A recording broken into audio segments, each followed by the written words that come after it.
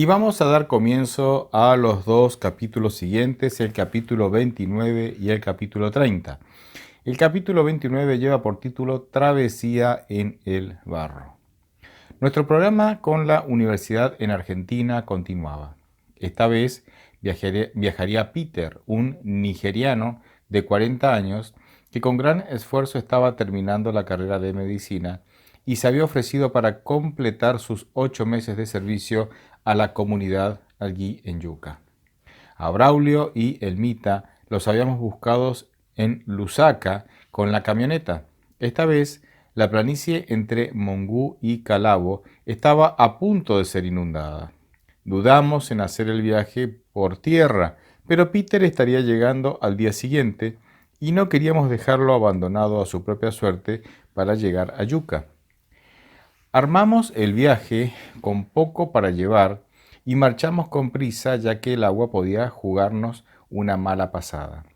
Estábamos en diciembre y a juzgar por los gruesos nubarrones en el oriente, la lluvia torrencial no tardaría en llegar. Había que apurarse. Oramos antes de salir y nos lanzamos a la gran aventura. Qué hermoso era tener el asfalto a lo largo de esos kilómetros antes de meternos en caminos llenos de lodo y sin ruta fija. Cómo deseábamos que algún día, por la gracia divina, alguna compañía pudiera dar en la fórmula correcta y así armar una ruta sobre puentes y a través del llano, donde las aguas surcaran por debajo sin arrastrar las camionetas a su paso. Mucho se comentaba acerca de algunas compañías chinas u holandesas que podrían llegar hasta este lugar remoto y emprender la gran tarea de fabricar puentes y una ruta soñada. Quizás no lo veríamos, pero para el Señor nada es imposible. Llegamos esa tarde a Mongú sin mayores dificultades. La camioneta súper embarrada estaba intacta y mi esposo, contento por haber podido vadear los charcos, se animó a continuar el viaje recorriendo los 650 kilómetros hasta la capital. Arribamos a Lusaka, tarde en la noche, cansados y con hambre, pero nuestros amigos Eustace y Cecia nos recibieron amorosamente como de costumbre. Si habría alguien a quien ensalzar y agradecer por la hospitalidad, no dudaría en dar sus nombres.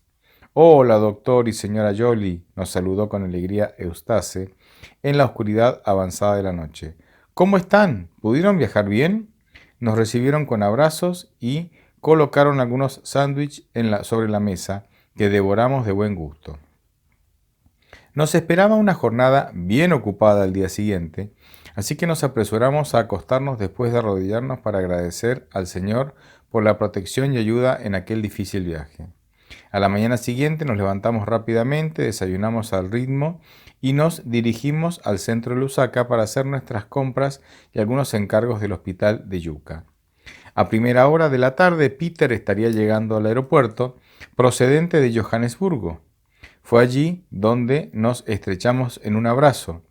El simpático nigeriano había aprendido castellano. Le explicamos a Peter que llevábamos prisa, así que se sumó al espíritu de urgencia y dejó para más adelante algunas compras que debía hacer, cuando algún bote se dirigiera a Mongú. Montamos en la camioneta y aprovechamos para conocer a Peter durante la larga travesía de más de 700 kilómetros. Compartimos con Peter el almuerzo de sándwich de pan casero y tomates con una delgada rebanada de queso y aceptó gustoso la invitación. Él nos contó acerca de sus estudios efectuados en diferentes lugares. Había cursado teología en Nigeria y obtenido una maestría en salud pública en Filipinas. Había colportado en Noruega y comenzado medicina en Montemorelos, México. Por razones económicas había continuado esta carrera en Argentina y aprendió bastante bien el castellano. Nos pareció admirable su gran esfuerzo por progresar en la vida. Estábamos encantados con todo lo que nos contaba, mientras tratábamos de ganar tiempo para no quedarnos en medio del fango entre Mongú y Calabo. Al arribar a Mongú, que se encuentra bien alto en la meseta, contemplamos un gran número de charcos allá abajo en la planicie. Eso implicaba que no iba a ser muy fácil vadear todos esos riachos, llenos de lodo y piedra. Oramos con mucha ansiedad, sintiendo nuestra necesidad de ayuda de lo alto. Al terminar de hacerlo, sentimos que debíamos continuar y que el Señor nos acompañaría en el trayecto difícil. El primer tramo fue normal. Todavía se podía transitar por arenas compactadas por la lluvia. De pronto vimos en el horizonte grandes nubarrones e inminente lluvia que traían consigo. Nos miramos con cierta ansiedad, pero mi esposo continuaba determinado a vadear lo que viniera. Aceleró y empuñó el volante con fuerza, mientras la lluvia comenzaba a caer como a baldazos. El camino no existía, solo dependíamos de la guía del Señor. La visión era casi nula, ya que el barro cubría el parabrisas sin dar demasiada tregua a los limpiadores para que mejorasen la situación. Todo eso sumado a los vaivenes que nos sacudían de un lado para otro, por lo que no dejábamos de orar desesperadamente. Señor, no permitas que quedemos atascados en medio de la planicie. Oraba yo en silencio con los ojos cerrados para no mirar todo lo que nos estaba sucediendo. Tú y solo tú sabes qué peligro corremos si quedamos aquí abandonados a nuestra suerte. Continué dialogando con el Señor. Pero no estábamos abandonados. Dios estuvo allí todo el tiempo. No sé por cuánto tiempo de barro, de lluvia y de maniobras continuamos hasta llegar a un lugar donde contemplamos desanimados una cantidad de vehículos empantanados y algunos que no tenían ni siquiera al chofer, pues habían decidido dejarlos abandonados antes de que ellos mismos fueran arrastrados por la corriente. La visibilidad a esa altura era de no más de 20 metros, así que no sabíamos dónde estábamos ni hacia dónde teníamos que dirigirnos. Todo era un montón de barro y de limpiaparabrisas apenas dejaba ver algo de lo que afuera estaba sucediendo. El agua de reserva para limpiar el vidrio ya se había agotado y apenas se limpiaba, se volvía a cubrir de barro. De repente vimos a un grupo de hombres que nos señalaban el camino hacia la izquierda. Eso requería una maniobra casi imposible, pues teníamos que doblar 90 grados hacia la izquierda para retomar lo que quedaba del camino. De errar ese movimiento, iríamos a parar a una laguna de barro, que era lo siguiente que se podía divisar.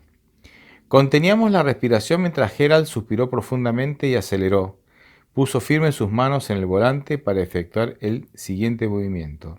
Yo cerré los ojos mientras oraba audiblemente, ya sin vergüenza de lo que pudiera escuchar Peter, pues él también oraba en alta voz. Señor, por favor, no nos dejes ahora. Señor, cumple tus promesas de sacarnos de las aguas.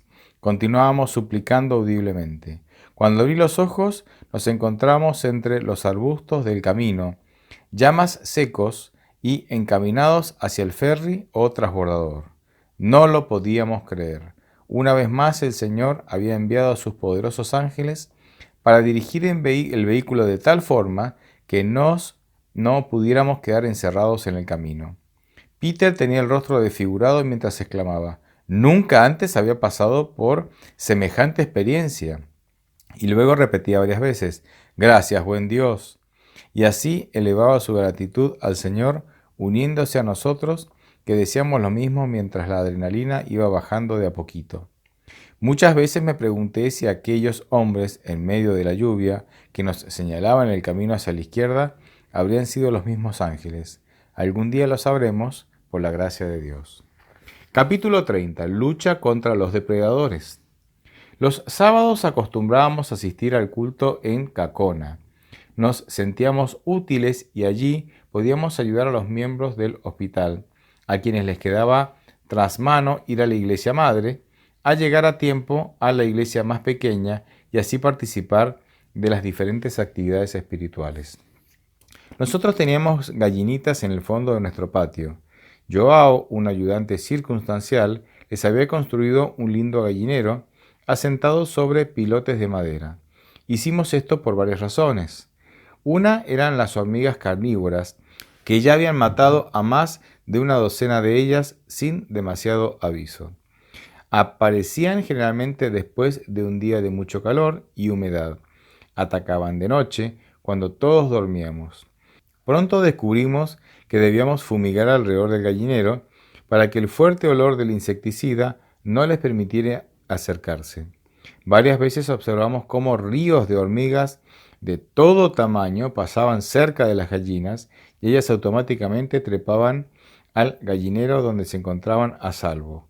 Joao, un sabio nativo, nos había dado las indicaciones para hacer ese tipo de gallinero sobre postes y travesaños que mantenían a las gallinas alejadas del suelo. Joao era alcohólico y luchaba para ganarse unas cuachas, dinero, el nombre del dinero local, para mantener a su familia. Con el Mita le conseguimos camisa, pantalón y un par de zapatos. Al día siguiente, sábado, estaba sentado muy elegante en los bancos de Cacona, junto a su familia completa. Cuánta alegría sentimos porque ese acto de amor lo había inspirado a ser agradecido a Dios. Otro enemigo de las gallinas era el gavilán. Había muchos de ellos que surcaban los cielos con vuelo bajo y rasante en busca de algún pollito o gallina distraída para darse un gran festín ese día. Un sábado a la tarde, se nos ocurrió usar nuestro largavista para observar qué ocurría a nuestro alrededor y nos subimos a una pared de ladrillos que separaba diferentes niveles del suelo. De repente escuchamos un gran alboroto en el gallinero de nuestro vecino, don Indille, y al tratar de buscar en la mira el objeto de semejante ruido, vimos a un gavilán que llevaba, al igual que un gran trofeo, una gallina recién cazada hasta un árbol cercano, donde comenzó la tarea de comérsela. Nos dio tanta pena ver cómo iba sacándole las plumas y dando rienda suelta a su instinto depredador, desmembrando a la pobre infeliz. Nuestro propio plantel se vio varias veces diezmado por semejantes malévolos. Contra ellos no teníamos ningún veneno, solo nos quedaba la prevención. Era interesante que las gallinas que criaban pollitos tenían un sentido extra de alerta. Era el instinto que el creador había colocado en su genética. Cuando divisaban a algún enemigo, comenzaban su coro de aviso y contagiaban a todo el resto. Así cada uno trataba de protegerse debajo de algún tronco o arbusto para no ser detectado por la mirada aguda de los depredadores. El cuidado amoroso del Señor se hacía patente en estos momentos cruciales en que esconderse representaba la salvación o la perdición. Varias veces pude observar cómo la mamá gallina comenzaba a cacarear efusivamente y entonces los pollitos se metían donde podían. Ellos permanecían inmóviles en sus escondites hasta que la mamá los llamaba y entonces iban apareciendo uno a uno hasta que la familia volvía a reunirse. Quizás esto demoraba varias horas, ya que, como cierta vez pude descubrir después de mucho tiempo, a la hora del crepúsculo, cuando las gallinas subían a su casita en lo alto, aparecían algunos de los polluelos que ya dábamos por perdido. Esta experiencia de cómo se escondían los polluelos indica el fuerte instinto que Dios puso en los animalitos, aún en los más pequeños, que sin saber a dónde ir, obedecían a la fuerza de la naturaleza para sobrevivir. Otros depredadores eran los gatos salvajes, contra los que no teníamos mucha protección. Varias veces las gallinas que estaban empollando buscaban lugares bastante desprotegidos para hacer sus nidos. Nos quedaban la opción de rodear el nido con trozos de plástico y resguardarlo de la lluvia con un techo improvisado, además de rodearlo con ladrillos y pedazos de madera. Literalmente las aves quedaban bastante encerradas, pero al menos más protegidas. Cuando los polluelos salían afuera, con mi esposo, nos tomábamos el trabajo de llevar las gallinas a algún lugar mejor, con prole y todo. Así las colocábamos en el garaje más cerca de Pepa, que al menos ladraba fuerte en caso de que algún animalejo se acercara. Esto hacíamos cada noche antes de irnos a dormir. Recuerdo que había conseguido un hermoso gatito pelirrojo, a quien llamamos Freddy. Él no era demasiado fuerte y le costaba ganar peso, aunque lo alimentábamos con el mejor alimento balanceado para gatos. Una noche Freddy quiso salir a dar una vuelta. De repente escuchamos los típicos aullidos felinos y al salir al porche delantero y enfocar con la linterna descubrió a Freddy en las fauces de un perro salvaje que desapareció en las tinieblas en el mismo instante. Sin perder tiempo salí a buscar a mi querido gato, pero el perro se había defumado en las sombras de la noche. Nunca más supimos de él. En el siguiente viaje pudimos ir a un lugar donde conseguimos a Muji, un fuerte gatito negro, hijo único de su camada, que había recibido la mejor leche de su mamá. Recuerdo que lo traje dentro de mi chaqueta, a través de los 700 kilómetros de viaje desde Lusaka a Yucca, pasando por el viaje en bote, que esa vez había sido bien rápido, ya que los amigos de World Vision nos habían cedido un lugar en su hermoso bote con motor fuera de borda. Muji se acostumbró a la compañía de Pepa y a las gallinas, aunque realizaba repetidos viajes inesperados, volvía invariablemente al hogar, flaco y hambriento después de haber vagado por las planicies de Yucca. En las noches pedía entrar por la ventana en busca de comida y unos cuantos mimos que con gusto le dispensábamos entre mi esposo y yo, mientras mirábamos las noticias del mundo en ese lugar apartado. Bien, terminamos aquí el capítulo 30 y nos preparamos para la semana que viene para avanzar con el capítulo 31 que tiene por título La protección divina. Oramos para terminar. Gracias, Padre, por ayudarnos a entender la importancia de la misión y la importancia de salir de nuestra zona de confort para poder alcanzar a otros con el mensaje del Evangelio a través de la salud y de la ayuda comunitaria. Bendícenos porque sin ti nada somos y porque te necesitamos profundamente. En el nombre de Jesús, amén.